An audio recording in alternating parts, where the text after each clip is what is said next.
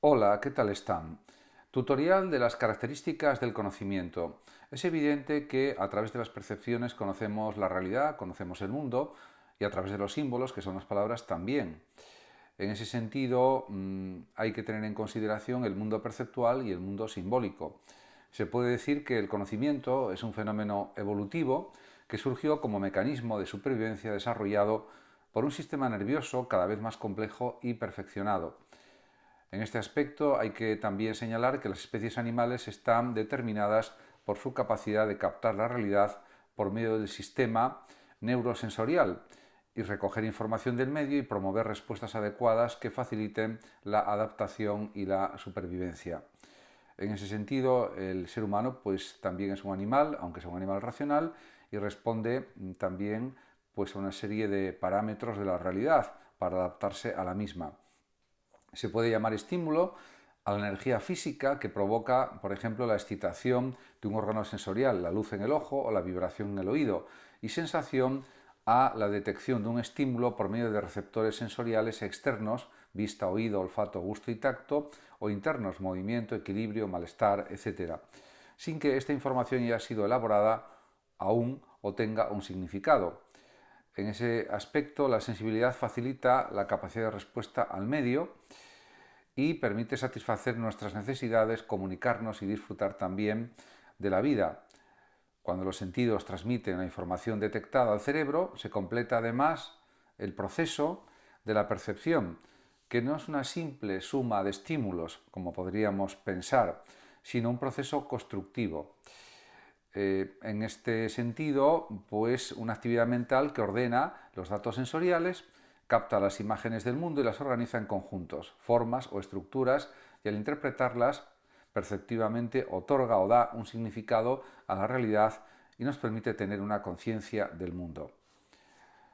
En la actividad del pensamiento se distinguen tres operaciones fundamentales a nivel mental, que son la aprehensión, que nos permite formar conceptos, el juicio, que nos faculta para elaborar proposiciones, y el raciocinio, que nos posibilita también el desarrollo de razonamientos, lo que transforma el mundo perceptivo, se podría decir, en un mundo simbólico. La aprehensión es, en ese sentido, la actividad que capta la idea latente bajo los datos perceptivos y designa el hecho de extraer o separar una cosa de otra. El concepto es el producto de esta acción mediante la cual la mente elabora una imagen o representación mental del objeto de conocimiento distinta de la imagen sensorial, pues el concepto no refiere individuos, objetos o fenómenos concretos de la realidad, sino clases de individuos, objetos o fenómenos. Todo concepto, por tanto, tiene dos características. La primera es la comprensión, ya que el conjunto de notas que caracterizan al objeto y definen el término, pues supone un proceso de comprensión. Por ejemplo, ser humano contiene las notas de animalidad y racionalidad. También pues la aprehensión supone la extensión, el conjunto de individuos a los que se refiere un concepto. Ser humano, por ejemplo, es más extenso que japonés y menos que vertebrados, etc. En cuanto al juicio, consiste en unir pues unos conceptos con otros, afirmando o negando alguna cosa de lo que se puede decir que es verdadero o falso, o que una cosa es verdadera o falsa. Al expresarse por medio del lenguaje, el juicio se denomina proposición. Existen dos clases de proposiciones fundamentales: las proposiciones analíticas, como dijo también Leibniz, y también pues, otros filósofos como Hume, etc. Son aquellas cuyo predicado está contenido en el sujeto, son universales y necesarias, por lo que su verdad o falsedad no se puede poner en duda, pero no amplía nuestro conocimiento. Por ejemplo, un triángulo tiene tres ángulos. Además están las proposiciones sintéticas, algo que también desarrolló Kant en sus teorías filosóficas. Son aquellas cuyo predicado no está contenido en el sujeto y son particulares y contingentes. Afirman, en consecuencia, algo sobre el mundo para tratar de explicarlo, por lo que el predicado sí aporta información nueva. Ejemplo, la Tierra gira alrededor del Sol cuando pues, no se sabía que esto era así. También está el raciocinio, que es la capacidad de relacionar unas proposiciones con otras, ya que esto también sirve para generar razonamientos. Este proceso se denomina inferencia, que presenta la forma de la deducción. si la conclusión deriva necesariamente de las premisas, o de la inducción, si la conclusión es sólo probable porque no se extrae necesariamente de las premisas. En relación con las posibilidades y límites del conocimiento, se pueden decir varias cosas. En primer lugar, que la actividad de conocer tiene como objetivo la aprehensión de un estado de cosas de tal forma que pueda ser comunicada, compartida por los demás. En la actividad cognoscitiva cabe diferenciar dos polos: el sujeto, protagonista de la acción, y el objeto, aquello sobre lo que recae dicha acción, lo que resulta aprehendido o conocido. En esta línea se puede distinguir entre la actividad del conocer, noesis, y el resultado de tal actividad, noema, que es a lo que llamamos propiamente conocimiento, mientras que el conocer está unido a la búsqueda de la verdad, el conocimiento se refiere a la verdad aprehendida, captada.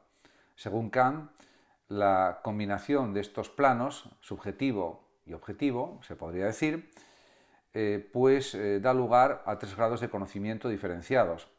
Está la opinión, que es el estado en el que el sujeto considera algo como verdadero, pero no tiene total seguridad sobre lo que conoce, porque objetivamente no aporta ninguna justificación que pueda comunicar a los demás y que sea aceptada por ellos, y que por lo tanto esto suponga que pues esa consideración es válida, esa opinión, para todo ser racional, y subjetivamente tampoco se atreve a afirmar que él mismo está convencido totalmente de esta verdad.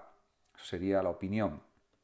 Pero también existe la creencia, que es un estado en el que el sujeto está convencido de que lo que piensa es verdad, pero no puede aportar una justificación objetiva, válida para todo ser racional.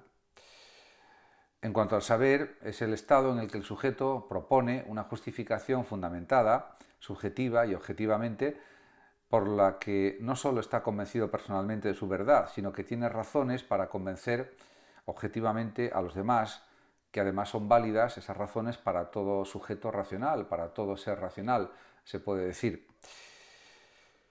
En definitiva, la pregunta fundamental que se plantea toda gnoseología, toda teoría del conocimiento o toda epistemología, como queramos decir, es si el conocimiento en tanto que saber objetivo es posible y hasta dónde es posible. Existen al menos 6 respuestas.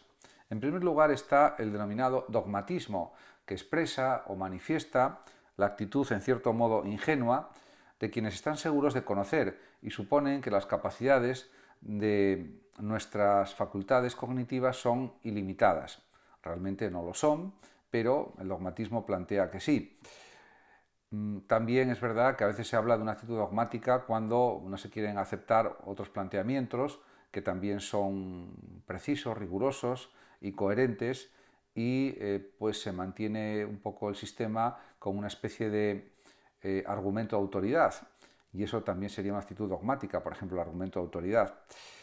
Por otra parte está el escepticismo, que considera imposible obtener conocimientos fiables porque no podemos presentar nunca una justificación suficiente para aceptar algo como verdadero o como falso. Además está el denominado subjetivismo, que niega la posibilidad de alcanzar verdades válidas, pues conocer qué es verdadero depende en buena medida del sujeto, también de la cultura, la época histórica o del grupo de pertenencia. Además está el pragmatismo, que identifica lo verdadero con lo útil, aquello que reporta pues, un cierto beneficio, un beneficio contrastable o definible, para lo que es necesario conjugar nuestra racionalidad teórica con nuestra racionalidad práctica. También es definible el perspectivismo, que mantiene que se puede alcanzar conocimiento conjugando diferentes perspectivas, pues cada sujeto y también cada generación histórica tienen su propia interpretación o visión de la realidad, su propia perspectiva de lo real. En ese sentido, pues también fue desarrollado el perspectivismo por Nietzsche y también, por ejemplo, por Ortega y Gasset. En cuanto al criticismo, que fue también creado por Immanuel Kant, se afirma que es posible obtener conocimientos verdaderos, pero siempre que realicemos una de las dos tareas siguientes: aclarar hasta dónde puede llegar nuestra facultad o pueden llegar nuestras facultades de conocer, por una parte, y contrastar críticamente nuestros conocimientos con la realidad. Por otra, sería como una combinación de racionalismo y de empirismo, como por ejemplo hizo el mismo Kant. El primer tipo es el criticismo kantiano, siglo XVIII, y sugiere la crítica de la facultad de la razón para averiguar hasta dónde puede conocer. El segundo es el racionalismo crítico del siglo XX, por ejemplo el de Popper y de otros, que sostiene que todo saber es falible y en consecuencia por eso mismo tiene que ser siempre puesto a prueba. En definitiva, se puede decir que todo conocimiento está guiado ineludiblemente por una serie de intereses. Eso también es algo evidente.